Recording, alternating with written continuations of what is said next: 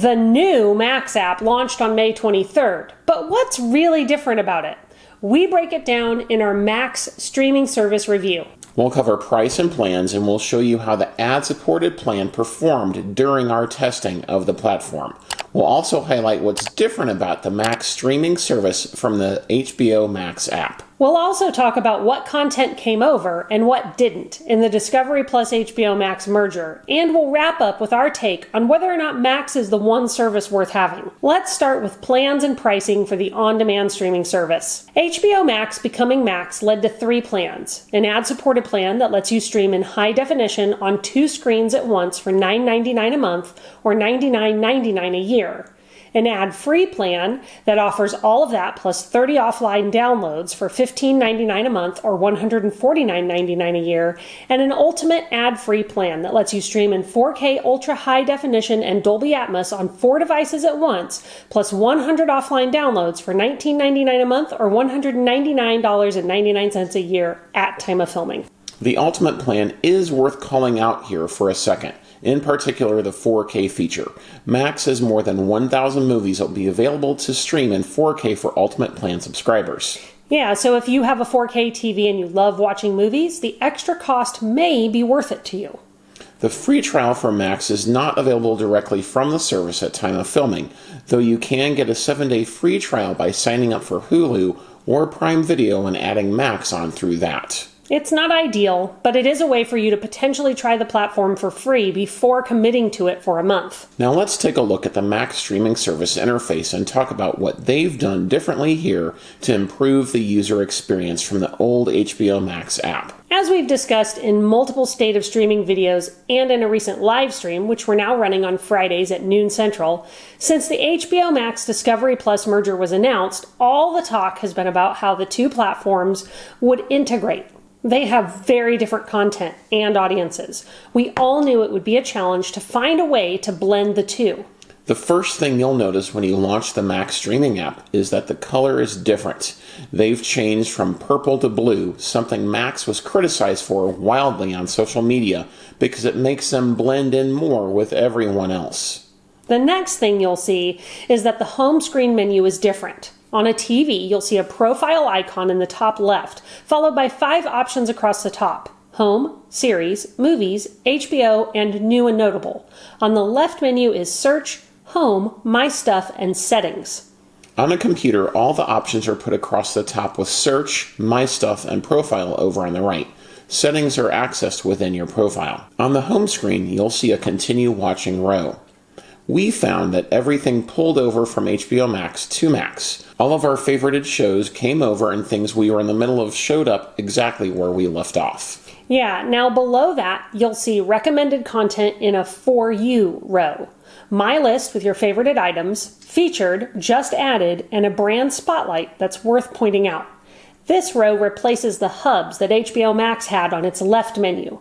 You'll see all the different channels on Max, including HBO, TLC, HGTV, Food Network, Discovery, Magnolia Network, TCM, Adult Swim, Studio Ghibli, Cartoon Network, Travel Channel, and ID.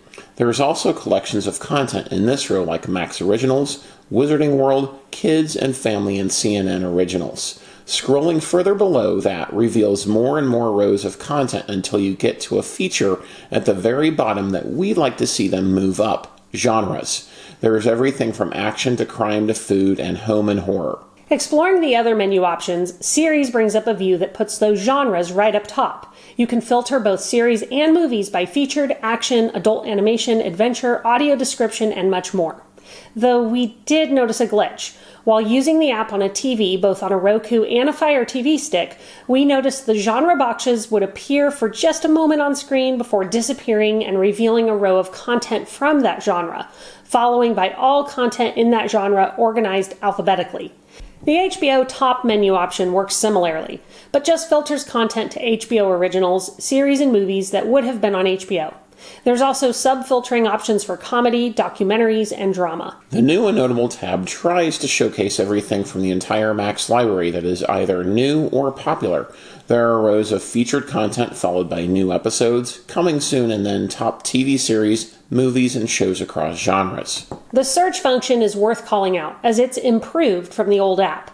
You can search for anything by keying it in, or you can browse by brand, channel, or genre. There's also rows of popular titles here from across the Max library. The My Stuff tab organizes titles by things you favorited and what you're currently watching. It also has a row of recommended titles, which is an upgrade from the old HBO Max app. While there's not much you can do with the settings on a TV, from a computer you can add and edit profiles, including changing your avatar, and there are a lot more to choose from than they had before.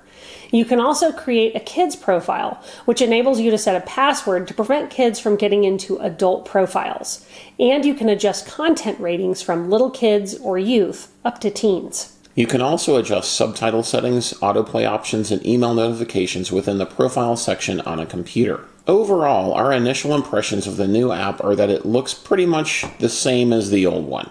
Yeah, however, Max engineers insist that there's a lot going on behind the scenes to improve the user experience. So let's talk about what's different. Now, engineers say the navigation is better and that it's easier to find what you're looking for in fewer clicks and less menus. They also say that they improve the basics so things you expect to work well, like starting, pausing, stopping, and downloading titles without delays and buffering, work better and are more stable. They also say that they've improved the recommendations they can make, along with payment and communications. So far, we'd have to agree with that for the most part. They also installed a more prominent ad timer that tells you how many ads there are in each break and for how long. Overall, despite some initial glitches on day one, use has been smooth for us and solid in our tests.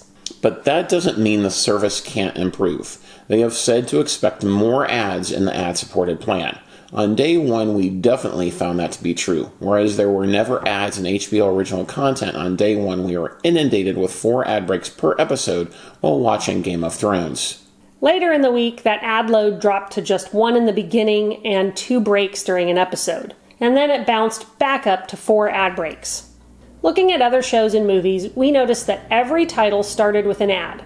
Half-hour shows had 2 ad breaks, a 2-hour movie had 7 ad breaks, and most ad breaks were 15 or 30 seconds long. Some shows, like Succession, and movies like Ocean's 11 had no ad breaks in them. Ultimately, it's something we're going to have to keep watching to see how much the ad load goes up by. If it stays at 4 breaks per hour in shows that weren't designed for them, it's going to be a frustrating experience for people who are used to watching largely ad-free content. Yeah, because it can be quite jarring to have ads interrupt content that wasn't created for ad breaks, as we've seen with the Netflix ad-supported plan in our testing. Yeah, now that could explain why that plan hasn't gained the traction Netflix was hoping for with users. Now let's discuss one more thing that's different between the old and new Max apps, the content. Specifically, what Discovery Plus content is on the new Max app. Now, early on, there was much discussion on how WBD would combine the very different content catalogs of Discovery Plus and HBO. Now that the new app has launched, it turns out that about 75% of the content on Discovery Plus is on the new Max app, though not all of it. A look at the HGTV content on Max is a good example. Many of the most popular shows are there, including Love It or List It, Good Bones, Property Brothers, and House Hunters. But not every episode of every season of every show is there. For instance, House Hunters International Volumes 4 through 7 are there, but not 1 through 3. And House Hunters Volumes 3 through 8 are there, but not 1 and 2. And one of my favorite shows, Mediterranean Life, isn't there, but it was on Discovery Plus. It seems that older shows, maybe made more than 5 years ago, may not be on Max. And not every title from Discovery Plus brands are there. For instance, Magnolia Network's Fixer Upper Welcome Home is there, along with Magnolia Table with Joanna Gaines and The Lost Kitchen. And the Max original Fixer Upper The Castle is there. But everything on the Magnolia Network is not on Max. And you can't use your Max credentials to log into Magnolia Network like you can with Discovery Plus. So, not everything is there, but much of it is, which should be enough to scratch your itch for lifestyle and home-focused content without totally overtaking what you've come to know and love about HBO and the old HBO Max app. Ultimately, if you're concerned that what you watch most on Discovery Plus may not be on Max, it's best to try to get the service for free or use it for a month and see if it has what you want. If so, you can cancel your Discovery Plus subscription and stick with Max. If not, maybe you keep Discovery Plus and skip Max. That leads us to one final question. Is Max worth it? If you sign up for the ad-supported plan and the ad load stays near what it has been, we think $10 is a fair price for all the content on Max. We wouldn't recommend the ultimate no ads plan unless you have a 4K TV set and you want to watch 4K movies. If that's you, then the ultimate plan may be worth the cost, as it does have over 1,000 movies you can stream in 4K. If you absolutely hate ads, you may want to pay up for the standard no ads plan, as the word is that the ad load is increasing from what it has been.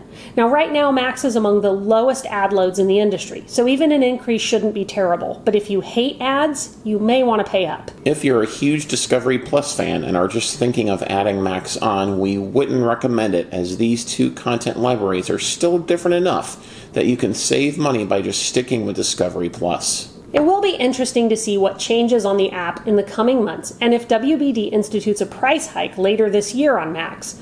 We'll keep watching and reporting on updates here and during our weekly live streams on Fridays at noon Central.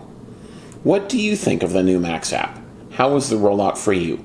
Let us know in the comments below. And if you haven't already, don't forget to subscribe to our channel and turn on notifications. Thanks for watching, and we'll see you on our next video.